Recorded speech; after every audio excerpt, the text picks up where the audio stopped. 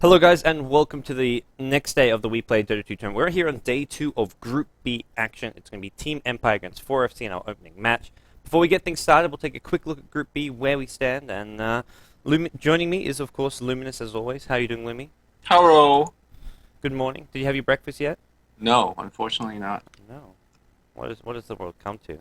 Does that I affect know. your casting directly, or is this like a unrelated You thing? know, generally my casting is so bad that maybe we chalk it up in the air, throw it up, and maybe not having breakfast makes it better. Okay. Well, Group B, we've had 4FC. They played yesterday. They actually played, I believe, 2 games yesterday. They had these.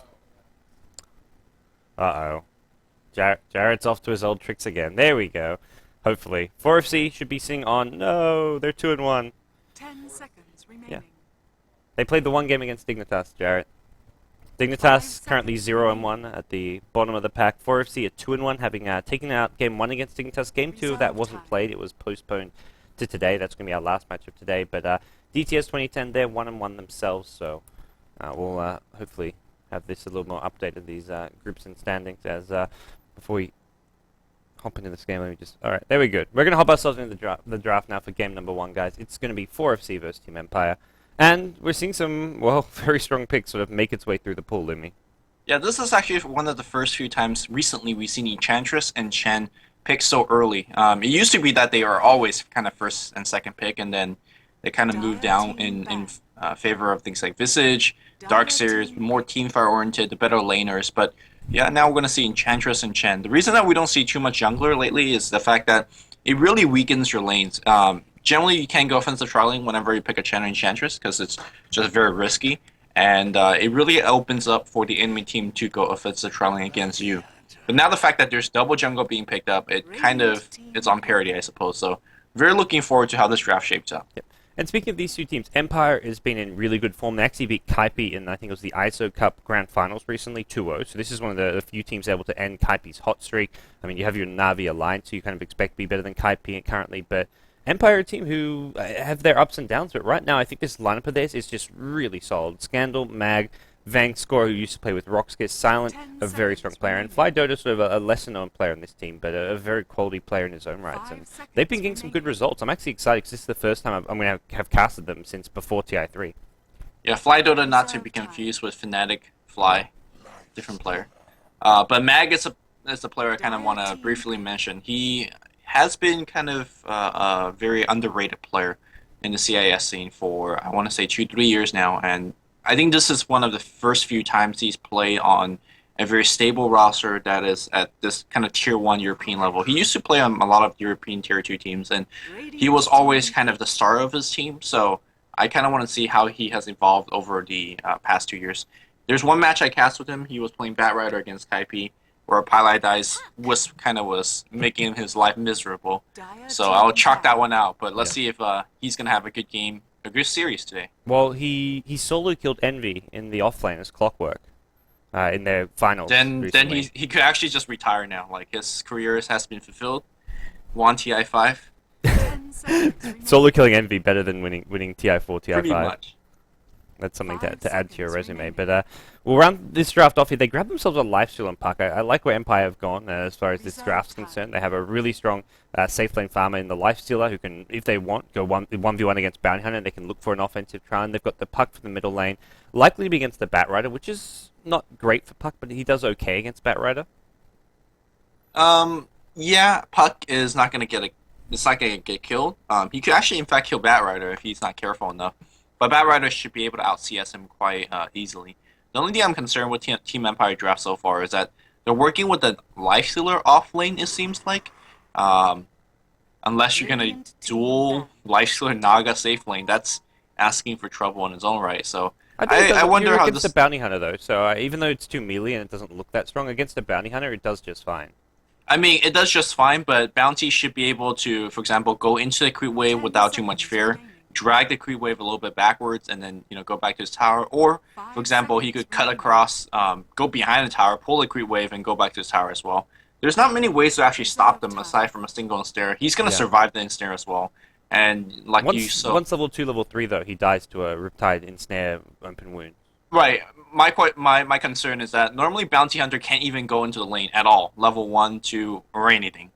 this lane, he could definitely go into the lane. So unless you go Lifestealer off lane and pick up a fairly aggressive range hero that could have a stun or something like that. Team Empire's draft is powerful in the mid game, but the lane usage is perhaps a little bit weaker. All right. Well, there's some of these offlane heroes which Mag might be playing. The Clockwork, the Enigma, Nature's Prophet, all these bans somewhat targeted towards him. Enigma wouldn't be played in the jungle when they've already got the Enchantress, so obviously something that 4FC may be expecting them to run as an offlane hero. And 4FC themselves grabbed, like we said, the Bounty Hunter, which is likely to get a decent amount done in the offlane, and they've got a Rubik Chen as their 2 support, so they can roam around quite a bit, help out the Bat Rider should he need it. And we're looking towards, I think Bat at mid lane isn't probably going to need too much help, but if you can get an early kill or two, Bat Rider can start snowballing out of control. Yeah, I mean, if they even want to switch up the lanes a little bit, if you want to put Bat Rider on a long lane and then solo mid Bounty Hunter, which is not something we see too often, but essentially it accomplishes a very similar goal, which is getting a Bounty to level 6 very quickly. And obviously Bat Rider should be able to do okay, but on the long lane. But they're going to end up the draft here with Anti-Mage. This is a Krilly hero. He likes to farm generally, and Empire going to last pick a Mirana, so maybe we look towards that offensive tri lane with the Mirana, Enchantress, and Naga Siren going towards the top lane. Mag can just do a safe lane solo. He 1v1 against Bounty Hunter, he does just fine. Bounty Hunter will obviously get all the XP in the world, but he should get slightly out-farmed in that 1v1 matchup. He definitely should. It depends on whether Bounty wants to level up Janata or whether he wants to take a Poor Man's Shield, Orb of Venom. Things like that really helps him in the laning stage, but it really... They hurt him later on when he does... Hurts him when he actually wants to start finding track kills and ganks, level 6, level 7, so... Yeah, Team Empire is going to run offensive tri-lane. It's not really a true tri-lane because I feel like Naga and Mirana is already capable enough just go offensive dueling by themselves. And Enchantress is going to just poke in and out once in a while to offer a little bit of ganking, offer a little bit of pushing. And whatever they get out of that Enchantress is just flat bonus. So I feel like Empire making this draft a lot better now that they're going to go dual lane top.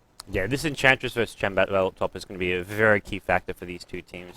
For the Dire side, making sure that the Chen can assist the anti-mage Rubik lane is going to be absolutely crucial.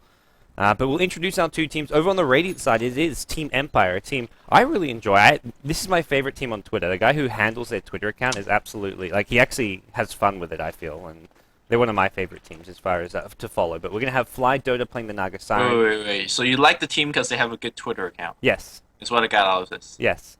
Okay. It matters a lot. PR is very important for teams.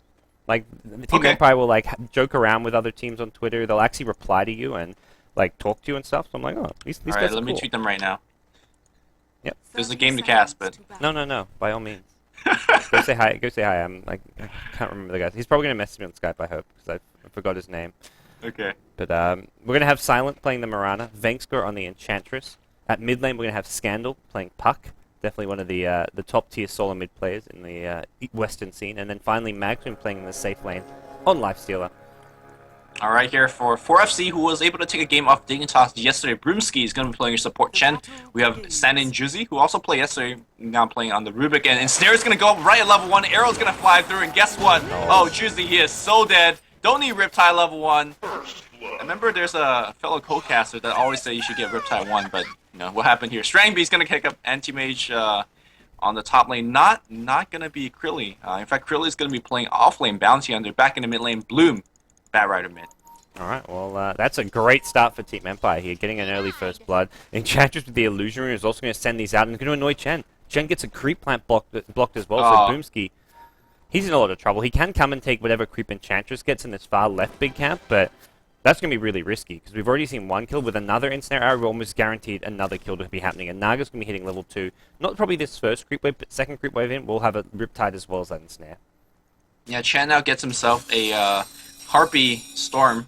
Generally very, very good in terms of harassing, but Enchantress could easily just take it and just shoot it right back in the top lane. Here's Strangby. It's Ensnare, it's air on the face, and they're not going to get the kill. But that's alright. The harass is just so intense that he's now going to force to use that South of this. Yeah, it's still, there's a bit of mana being used by Empire, but they've got the Ring of Bassi already up on Silent after he got the assist, and they're going to find Boomski here. Arrow's going to come, it's already back up. There's a Chen stun if they need it. Is going to be, Enchantress stun, Centaur stun being used, and now they kill off the Harpy. 2-0 at the top lane going the way of Team Empire. The other big weakness of a jungle lane is that you really don't have a second, what's plan B here when you just lose your defensive trialing as badly as this. Your Chen still stuck in the jungle. You can't really rotate your Rubik because your anti-mage needs farm, and your anti-mage can't even think about rotating himself. So Chen's going I bottom. okay, all right. The rotation not gonna make sense, but it's gonna come either way. I mean, this is akin to abandoning your dueling up top, but anti-mage can't do anything without farm. He just can't do anything at all. Yeah, and he can kind of be... Yeah, sacking him is obviously very unadvised here, but it may just be the only way that they can lane this, because they're just going to keep giving up kill after kill on heroes like the Chen and the Rubik in this top lane, which is not going to go well for them. So maybe look towards Chen, Rubik, helping out both the off lane as well as this middle lane. If they can get a kill on Scandal, would be great. Scandal actually did a lot of damage to Blom here. He's playing very aggressive on his Puck. I think hoping for this 2-minute rune. The 2-minute rune has spawned top, and, well, looks like Puck in a much better position to get it. Batrider was heading towards the bottom lane, and he's not going to be finding that 2-minute rune. Chen notices it, and I think Scandal's going to get this 2-minute invis rune, which is going to really help him out against Batrider as well. Yep. Meanwhile, we're going to see, look at the bot lane. The CS is very much so in the favor of Mag. Mag definitely made a name for himself playing Lifeslayer 2-3 years ago, especially when Lifeslayer wasn't really as popular of a hero. Clearly, very surprising to see the fact that he's got Boots of Speed first. He should definitely expect the fact that, well, maybe he did not expect the offensive trialing, but to me it seemed quite obvious. And he definitely needs things like Stout Shield, even Poor Man's Shield, to make sure that he could withstand the harass coming out from Lifestealer. Puck actually doesn't go for the 2-minute rune, despite having vision of it. I think he just decided he didn't want to leave his lane miss on any CS on farm, and it's Blom who does pick it up on the Batrider. So he's got an invis, not saying he can make much use of against the Puck for the time being. We'll see both these two mid heroes just farming away, and Puck does now have the bottle coming out. So he actually had a slightly slow bottle in the mid lane, but he was being somewhat harassed and outlast hit by a Batrider. Yeah, that's somewhat expected of a lane. Scandal, of course, very, very good solo mid player. I really dislike the fact that he used to be forced to play on silent because Vigos is playing mid. Definitely was not the correct way to lane your players. Just saying. Well, and Scandal immediately starts bottle crowing. The crew's going back with his ball. Meanwhile, top lane, there's an ensnare arrow. They found Juicy again. It looks like another kill going to go the way of Team Empire. Rubik just nothing he can do. Even so far behind his tower, but a Radiant Observer was scouting him out, it looks like. And, well, they pick him off. Chen just in the bottom jungle. It looks like just trying to get some farm here. Chen's just level 2.5, though, with a Centaur. And that's not something you can really gank with. It's also not something you can really farm with in the jungle. You need like a Wildkin here, but he's going to go for a gank anyways. Mag can just sort of rage past the Centaur if he wants to. He's going to see this gank coming in and shouldn't fall prey to it. There's the rage. Centaur's still chasing, but Centaur not as fast as Lifesteal. Lifesteal easily outruns that Centaur. Yeah, and they will back off just fine. The interesting skill build coming out from Curly, he's actually leveling up Shadow Walk, which I guess he's actually using it to his last hit. I've been seeing him to use Shadow Walk, Invis, get a bonus hit out of the first Invis, and then use the last bonus hit. Rage, by the way, not on cooldown just yet, but they're forcing out a couple of Rage, which is still, nice benefits. Yeah, I think he thought he was maybe just going to outrun the Centaur there, but once the Janata slow came in, he was a bit wary of maybe getting caught out, so decides not to go for it. Scandal's going to find himself this rune, though. The 4-minute rune. It's a haste rune up top. Oh, it's top lane, though. They've killed off the anti-mage. Instant arrow. It's the combo of the day for Team Empire, and they get themselves a 4th kill here up top. Combo day for a lot of teams out there now. It seems like Naga and Potom just really, really good as an offlane duo. Naga very tanky. Mirana has the natural escape, and they definitely have the killing power to supports that like to try to come and harass. So seems like I think this is definitely a metagame shift. Many teams already has been picking it up, and the success rate is so high such that it deserves a respectable answer from teams. So we'll see how teams kind of shape up in the next coming weeks and months. Well, Crilly did go back for that Orb of Venom on his Bounty Hunter. He went boot 2 items that don't particularly help him a lot in the laning stage. Uh-oh, top lane though. Once again, Juicy caught up behind his tower. And this isn't even with an arrow. This is just the 2 supports getting the kill. Strangby's in trouble. He's got no blink. Even though Fly has no mana. Oh man, that goes slow. Too strong. I mean, Ghost in OP. theory, maybe Fly would have gone down if it weren't for that Ghost, but, it wasn't even close with that Ghost coming in right now. Naga Siren just so tanky. The 7 armor that Naga Siren's sitting on, Anti-Mage just doesn't do anywhere near enough damage, and until you have that level 6 ultimate, you're not getting a kill. Sorry, Puck went in there. I was like, holy shit, he's gonna kill everybody. Oh wait, he's on the radio. Mag at bottom lane has been somewhat harassed quite heavily here. He's got his level 6, so probably should just look to infest the creep. Even go look for the Chen and steal his creep, but he's going to keep on trading hits with Crilly. Pops a rage. Crilly, may go back in with a Shuriken. No, infest into a creep. Yeah, he's going to wait it out, and he's going to go back in. The boot choice doesn't seem like it's actually effective in the lane in terms of trading last hits, but the fact that the way the Bounty Hunter likes to play is run in, do a Janata hit, run back out, and having the boots really minimize the damage you do take, so we'll see. It looks like they're going to try to surround on Lifesteal. I Chen really don't know. almost went for the career there with the ensnare creep. Uh-oh, I don't know Does about Mag just this. kill the Chen? Yeah, he can. He hasn't When got rage, but yeah, he's just going to straight up kill this Chen. And Mirana actually TPing in as well to make sure of it, but I think that's a kill regardless. Maybe if Track came out earlier, gave Mirana some movement speed. Sorry, gave the Chen some movement speed, and they're going to lose Chen's creep as well. Mag last hits that perfectly. The fast phase boots, Chen is just... You can't stay in that jungle anymore. Chen doesn't have boots himself. Yeah, we're looking at a 5,000 goal lead 6 minutes in after one tower has been taken down. Yep. I mean, this game is just looking as horrible as that possibly can right now for 4FC. Empire Dota, man, these guys are in good form, and they're maybe going to get themselves another kill in the middle lane. Batrider's going to be the next target. The coil, the ensnare being used. Oh, I think there was some uphill misses. Puck going to get it anyways. It looks like the illusion rune securing that one. That was some long-range attacks from a Puck illusion, as they do barely get the kill on the Batrider. He almost RNG'd out there with some uphill misses, but not going to survive.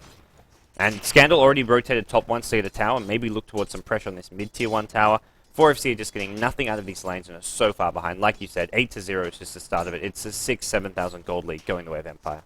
I really like the way that the Empire team is playing as a whole, but look at Enchantress up top. He's just sending a Centaur creep, and obviously he's not going to kill Anti-Mage by any sort of mean. But he is just randomly harassing him, making sure that he's not farming as well. He's drawing the creep aggro on purpose to make sure the creep wave gets jacked up.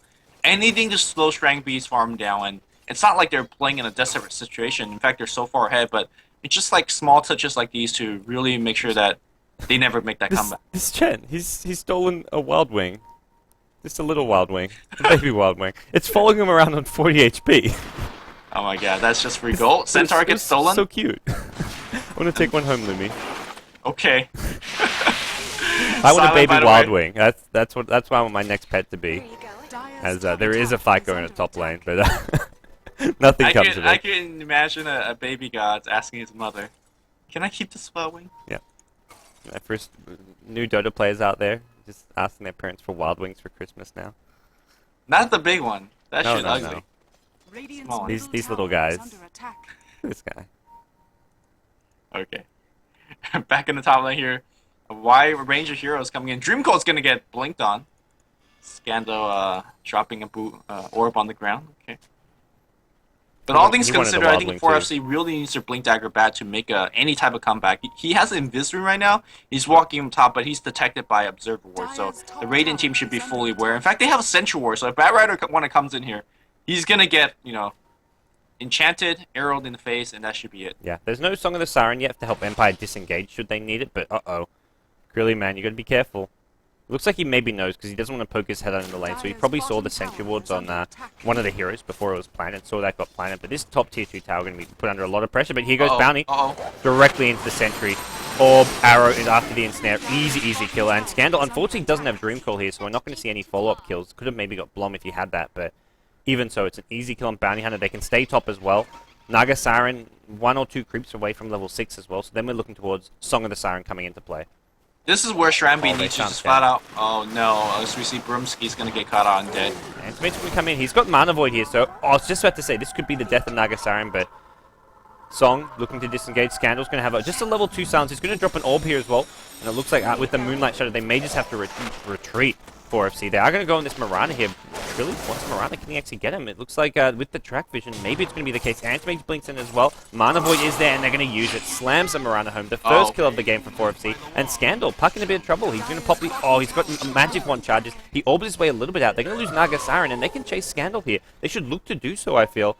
But Scandal being healed up by the Enchantress, and back to full HP almost. Here comes Mag. Mag with a dust. Is he going to find Krilly? Krilly? That level 2 Shadow Wall, giving him the extra duration. It looks like he's going to be okay for the time being. Yeah, you should be very careful. A single dust and open wound will allow his allies to catch up. I think he's going to just go for a Dragon Mag before backing off. But fairly decent recovery, judging on how things are starting out for 4FC. They even won a team fight after a song, so that's pretty good. Bounty Hunter now showing some ability to hopefully catch the team back up with Track. Still think that Track is one of the most OP spell in the game in scrappy engagements. And they just had a successful one, so yeah. Don't count 4FC out just yet. Two kills. I think at least one of them was track kills. You know if they both were? Oh, they've gone in on clearly mid lane though. Ensnare with the dust. This is going to be the easy kill going the way of Team Empire. It's only one track kill. The one on Naga wasn't track. Okay. Well, And this is looking really good for Empire. They pretty much occupied the enemy jungle here. They're just wandering on through, trying to find more kills. FaZe drums up on the lifestealer. He's got the scent of this Chen. Boomski, you better run, man. Mag is chasing you. Hold on your heels. He's just going to go for the Wild Wing, the Mama Wild Wing. As opposed to the Papa Wow. Well, they have no father. Those two little kids. They only got That one is a parent. sad story. Yeah, I would say these Wild Wings are definitely one of the saddest stories in Dota. Dire's Holy middle shit. tower has fallen.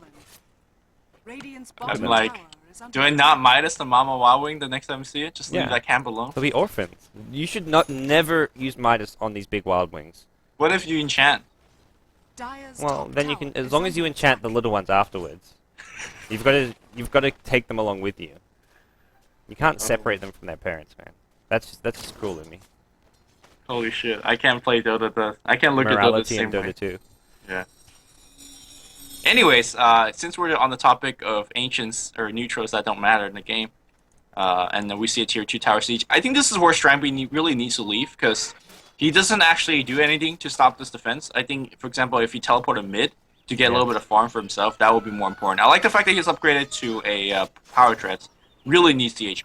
Yeah, I think at this point he just needs to go whatever the early cost-effective type items he can get.